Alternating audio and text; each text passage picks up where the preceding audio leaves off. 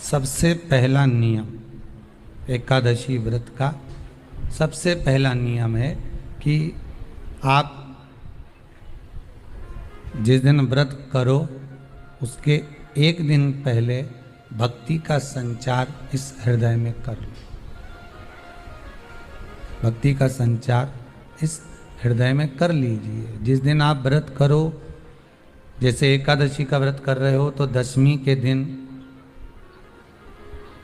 शाम का समय जब आवे, रात्रि जब होने लगे, शाम का समय आवे और रात्रि का आप जब भोजन ग्रहण करो तो उस भोजन में कोई ऐसा पदार्थ ग्रहण मत करिए जिस पदार्थ के कारण आपकी एकादशी बिगड़ जाए।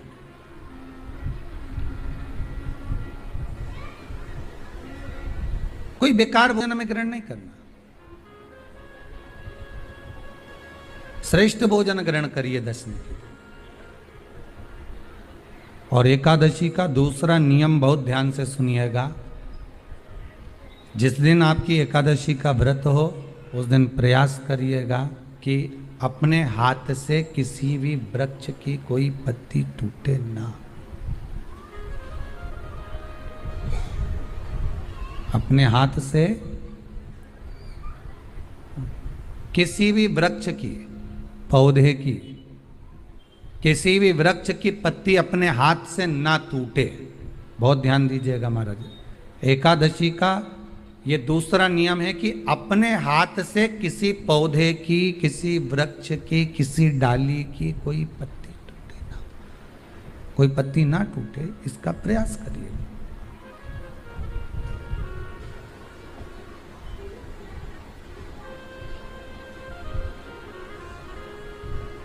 कितना सुंदर व्याख्यान कहा है, कितना सुंदर वर्णन है महाराज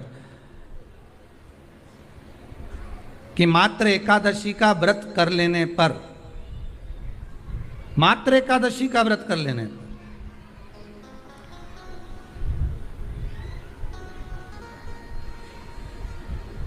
जो पूर्व में किया गया हमारा पाप कर्म है, हमने किसी जीव की हत्या करी है, हमने किसी को कष्ट प्रदान करा है, हमने किसी को अपशब्द कहा है, हमने किसी को ताने दिए, हमने किसी को आड़ा टेढ़ा कहा है, हमने किसी को गालियां दे दी है, मात्र एकादशी का व्रत ही कर लेने पर ये सारे जो दोष हैं वो समाप्त हो जाते हैं।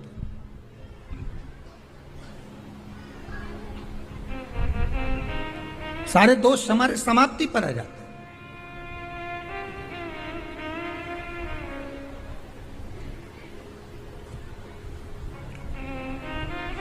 अब एक विचार करिएगा थोड़ा सा अपने मन में, अपने चित्त में, अपनी वृत्ति में एक बात उतारिएगा। एक अपने मन में एक बात को उतार कर रखिएगा कि आप अपने पाप को, अपने पाप कर्म को जिस दिन क्षीण करने वाले हो, समाप्त करने वाले हो, अपने पाप को आप जिस दिन समाप्ति पर लेकर जा रहे हो तो उसके एक दिन पहले आपको प्रसन्नता होना चाहिए कि नहीं होना चाहिए कि कल मेरा पाप कटने वाला है, कल मेरा पाप समाप्त होने वाला है। जो मैंने पाप कर्म करा है वो समाप्त होगा, जो मैंने पाप कर्म करा है वो कल समाप्त हो जाएगा। तो एक दिन पहले आपके चेहरे पर प्रसन्नता हो कि ना हो?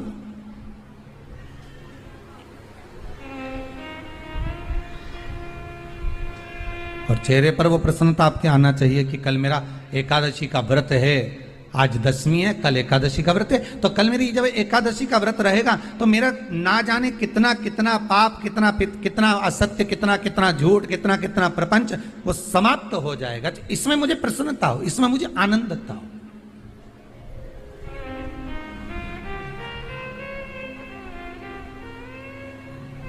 तो क्या कहा गया कि प्रयास करिएगा कि एकादशी के दिन कोई वृक्ष की, कोई डाली की, कोई कोपल की कोई पत्ती ना तोड़ी जाए। क्यों?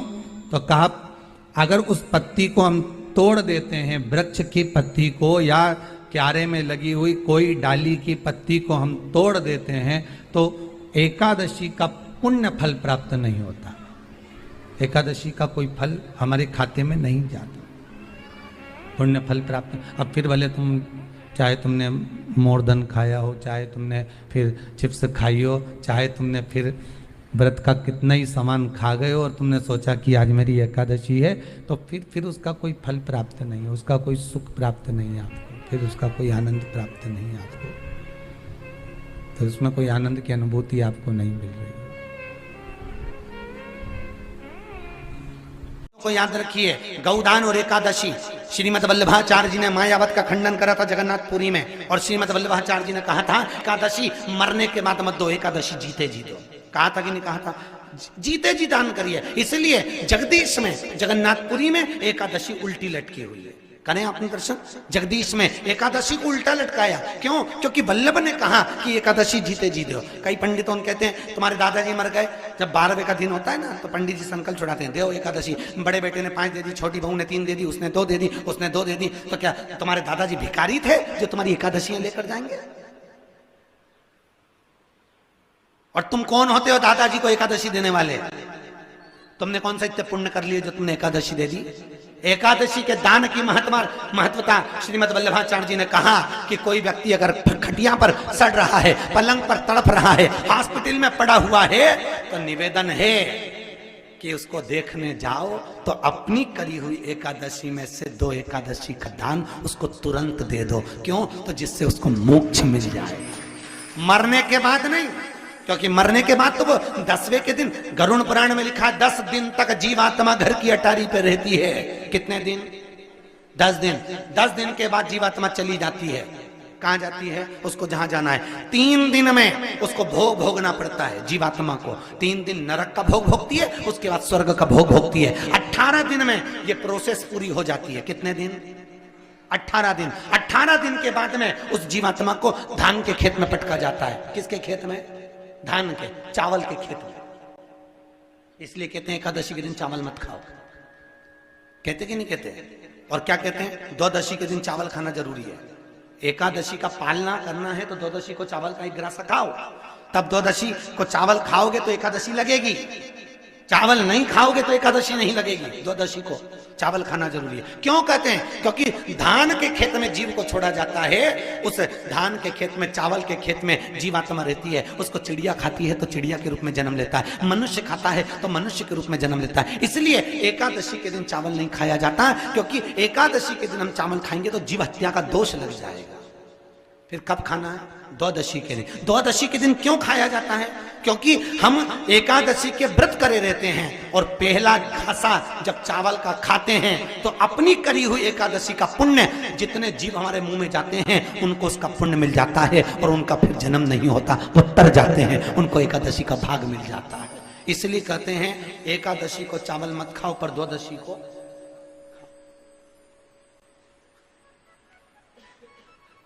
खाइए। 10 दिन तक जीवात्मा है, और आपने एकादशी कब दान दी? बोलो जम के। 12वें के दिन, 13वें के दिन आपने एकादशी का दान दिया, वो मिली उनको? अरे बोलो अच्छे से। कई तो अभी तक कर रही होगी, हमारे दादाजी के निमित्त की कर रहे हैं, कर ले। फिर वही वाली बात आ गई, गुलाब के फूल में पानी जारी है। एकादशी के दिन शंकर भगवान को चावल का दाना चढ़ाना चाहिए कि नहीं चाहिए?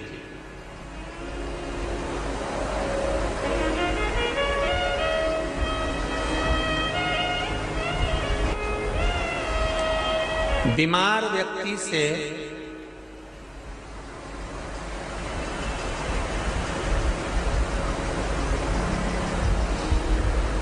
कोई बीमार व्यक्ति है, बहुत रोगीला, उसको बहुत रोग है, शुगर है, बीपी है, थायराइड है, सब कुछ है उसको,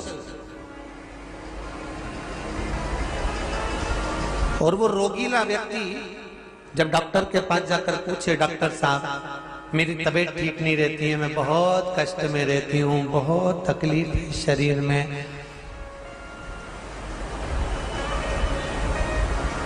और अभी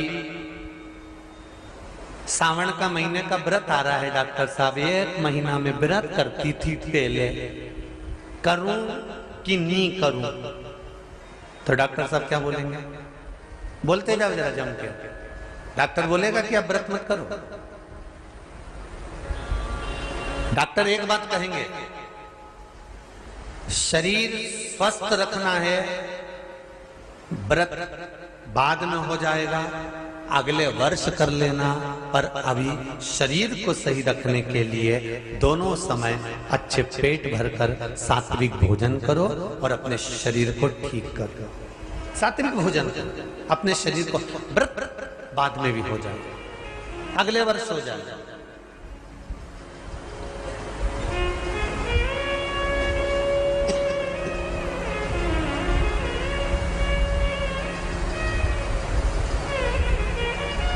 अभी तुम थोड़ा सवेरे 2 बिस्कुट ले लिया करो, सुबह नाश्ता ले लिया करो, भोजन ले लिया करो, फिर दोपहर में कुछ हल्का फुल्का लेकर थोड़ी थोड़ी देर में खाते रहना चाहिए। हो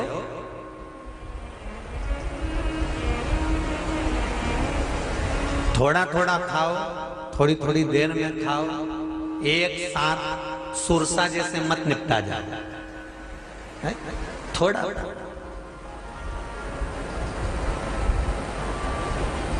ज्यादा खाओगे और ज्यादा कमाओगे तो दूसरों को कष्ट नहीं होगा, कष्ट खुद को होगा। ज्यादा खाओगे अपाच्य हो जाएगा, रात की नींद उड़ जाएगी, शरीर में अच्छा नहीं लगेगा। ज्यादा कमाओगे, रात की नींद उड़ जाएगी, दुनिया की दृष्टि तुम पर पड़ जाएगी और तुम्हारी रातों की नींद। कमाओ भी उतना जितना खर्च कर सको और खाओ भी उतना जितना पचा सको। अति सर्वस्व वर्जक। डॉक्टर कहेंगे ये तुम्हारा व्रत जो है ना अगले साल कर लेना, इस साल मत करिए, इस साल तो आराम से भोजन वोजन करो तुम लोग, बढ़िया प्रेम से खाओ पिए। तो उसी तरह किसी ने पूछा कि चावल का दाना एकादशी पर भगवान शंकर को चढ़ा सकते, चावल का दाना शंकर जी को चढ़ाते क्यों है, पहले तो वो समझ लो। बेलपत्री का तो महत्व आपको बार बार बताया कि बेलपत्री शिव जी को क्यों चढ़ाई जाती है, कहीं रोग के लिए, कहीं बीमारी के लिए, कहीं किस कार्य के लिए, कहीं कोई कार्य के लिए, कहीं कोई कार्य के लिए। चावल का दाना अगर हम शंकर भगवान को चढ़ा रहे हैं तो क्यों चढ़ा रहे हैं, उसका कारण क्या है? चावल का दाना शिव को चढ़ाने का केवल एक कारण रहता है कि चावल को अक्षत कहते हैं।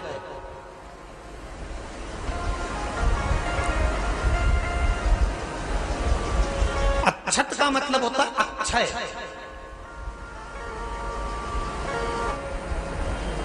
उसका मतलब क्या होता है? अक्षय, जिसका कभी क्षय ना हो। जब हम भगवान शंकर को चावल का दाना चढ़ाते हैं, जैसे बहुत ध्यान दीजिएगा महाराज, बहुत समझने वाली बात है, बहुत ध्यान से।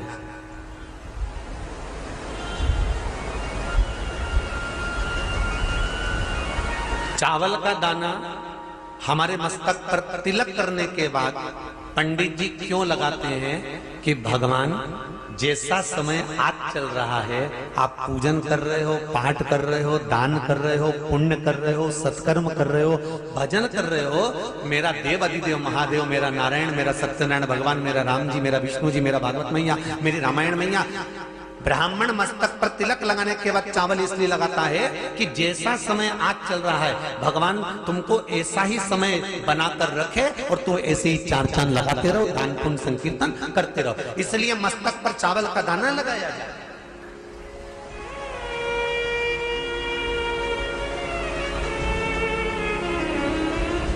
कोई मर जाता है,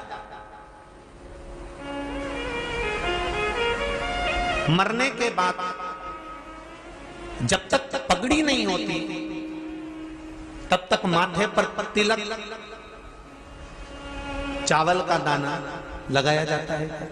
जम के बोलो जरा, नहीं लगाते। किसी पंडित जी से पूछो, ब्राह्मण देवता से पूछो, ब्राह्मण देवता ये कोई मर गया और हमारा तो नियम है कि हम सिर पे तिलक लगाते हैं, चावल लगाते हैं, या पंडित जी से हम तिलक लगवाते हैं, मंदिर जाते हैं तो मंदिर में जाके तिलक लगवा के हम चावल का दाना लगवाते हैं, क्यों नहीं लगाते? उसका कारण क्या है? जब किसी के मरने के बाद 10 दिन तक 12 दिन तक मस्तक पर तिलक क्यों नहीं लगाया जाता? 10-12 दिन तक माथे पर तिलक या चावल क्यों नहीं लगाया जाता? उसका कारण है कि ये जो समय आया है, तुम्हारे यहाँ जो गमी हुई है, तुम्हारे यहाँ कोई मर गया है, तुम्हारे यहाँ किसी के प्राण छूट गए हैं, तो ब्राह्मण इसलिए तिलक नहीं लगाता आपको, इसलिए चावल का दाना नहीं लगाता कि ऐसा दिन भगवान अब ना लाए। इसको अमर ना करे, इसको अक्षय ना करे, इसको प्रबल ना करे।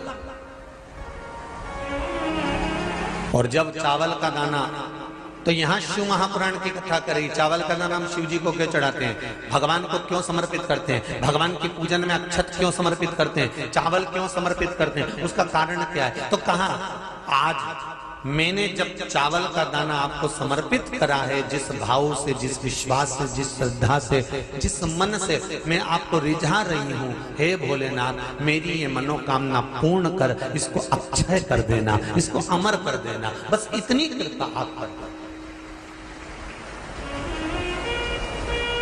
अब किसी ने पूछा एकादशी के दिन चावल चढ़ाए कि नहीं चढ़ाए, तो यहां तो सीधी सीधी बात है, बीमारी देखकर थोड़ी ना आती है कि नवरात्र चल रहे हैं कि सावन का सोमवार चल रहा है, बीमारी तो बीमारी। तुम चावल मत खाओ। तिरुपति कौन कौन गया, हाथ उठाओ, ठीक है। जगन्नाथ जी कौन कौन गया, हाथ उठाओ, हाँ ठीक है। द्वारका जी कौन कौन गया, हाथ उठाओ, ठीक है। बद्रीनाथ कौन कौन गया, हाथ उठाओ, ठीक है। एकादशी के दिन कभी तुम बद्रीनाथ चले जाओ, एकादशी के दिन तुम द्वारका चले जाओ, एकादशी के दिन तुम तिरुपति चले जाओ, एकादशी के दिन तुम जगन्नाथ चले जाओ, एकादशी के दिन तुम्हारी मर्जी पड़े भगवान के किसी धाम में चले जाओ और भगवान को भोग लगाओ और उनकी थाली को झांक कर देखना, उसमें चावल जरूर मिलेगा, उसमें ऐसा नहीं है कि चावल नहीं मिलेगा। बद्री नारायण में भगवान को चावल का भोग लगा हुआ मिलेगा, द्वारका में चावल का भोग लगा हुआ मिलेगा, आपको जगन्नाथ में चावल का भोग लगा हुआ मिलेगा, तिरुपति में मिलेगा, द्वारकाधीश में मिलेगा, नाथू द्वारा में मिलेगा, सांवरिया सेठ में मिलेगा, काकरोली जी में मिलेगा। आप जहां जाओगे वहां पर एकादशी के दिन भगवान को चावल आएगा, क्योंकि भगवान के लिए परहेज नहीं है। जो काम में डूबा हुआ है, जो आसक्ति में डूबा हुआ है, जो लोभ में डूबा हुआ है, जो वासनाओं में डूबा हुआ है, जो तृष्णा में डूबा हुआ है, और जो माता के गर्भ से जन्म लिया,